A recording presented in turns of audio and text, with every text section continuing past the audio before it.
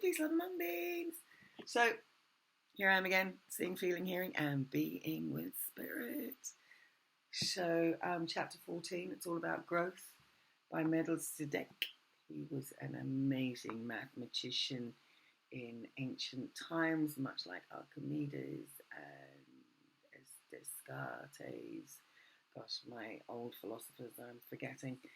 So, growth within and without. So have a listen. Growth within and without. Growth within yourselves is paramount, and we want you to look and enable yourself to look without prejudice of yourself. We want you to see yourself for who you truly are, warts and all, to see you as a mean person at times when certain acts weren't necessary, just a vicious attack. It's okay. Everyone has bad thoughts. But you need to recognize what they are and what they represent or stand for. Why do they come up? Do you feel usurped, disgruntled, and you want to attack a person verbally or physically? It's fine. Everyone has those bad thoughts at some time in their lives.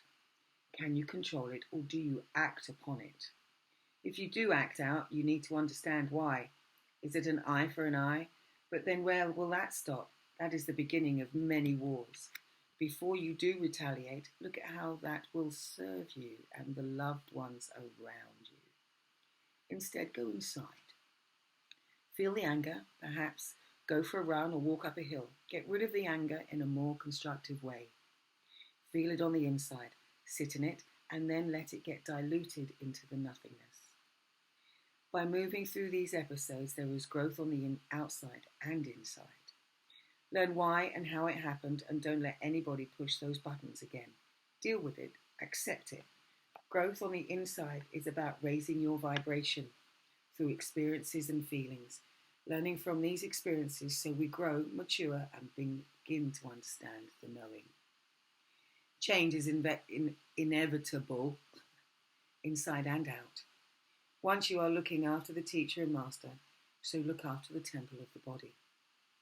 Try to look after the environment that you live in and give them a fighting chance in this polluted Gaia. Once you have mastered that and are growing in mindfulness and awareness of the surroundings, then look at growing your own produce if you don't already.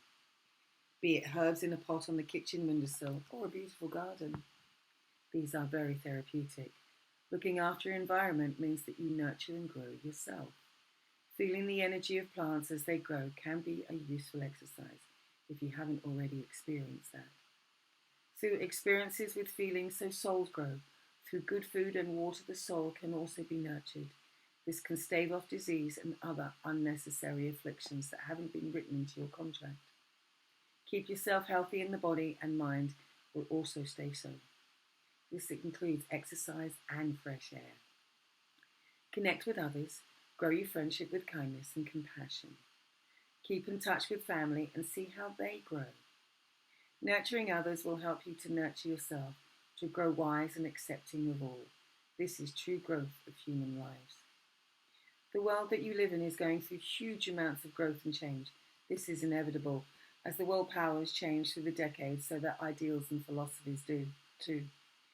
They look to grow their pockets, their storage of material goods, as if they couldn't use all 20 cars at one time. Really? Sometimes growth is misconstrued as wealth. Then wealth becomes a dirty word, especially if in the wrong hands. Mankind can live on an average wage and a standard of living. If you shared all the wealth around the world, it would even out and everyone would have the same. But it's the power that goes with wealth and then both grows. Misappropriate use of wealth is sad, but a reality. Through decades and cycles of generations, things will alter and grow, including the population, so things need to adjust and make way for a more adequate living. So control of growth will have to happen around the earth, and the materials that are being used will have to change, especially if they are continuing to grow woods and forests for manufacturing and houses. The eco-environment must be monitored carefully, as the equilibrium will be upset and growth will develop in the non-self-sustaining direction. Watch the environment, watch how others grow and discover. Through your actions of using energy work, guidance through cards, healing with stones and working with us and the interaction with others. So by noticing your actions, your friends will grow and learn themselves, all to the greater good and understanding of who and what you are. Part of the big picture is growth and understanding of your soul. To grow in acceptance and non-judgment in your soul and in lives that you have is paramount. Growth is everything. The more people understand about true compassion, the more it will save Gaia. Look within to become without prejudice, without judgment, without hatred, without anger, without jealousy. And so it is. So that's a simple chapter on growth. You know it yourselves when you've stopped, when you've got stagnant, and when you need to move on. Change is inevitable, like death and taxes, and you can't stay the same. It's useful if you reflect on how you've changed. It's useful upon reflection of a particular situation and how that can make you grow, or what you learn from it, and not taking the same mistake. In fact, isn't that the definition of insanity? Doing the same thing and expecting something to change, and the outcome is the same. So look at yourself, see how you can change when you're ready to change, for the better, for the greater, for the good.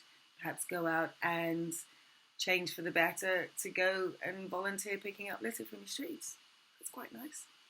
Change is to grow, could be volunteering at the Samaritans, if that floats your boat.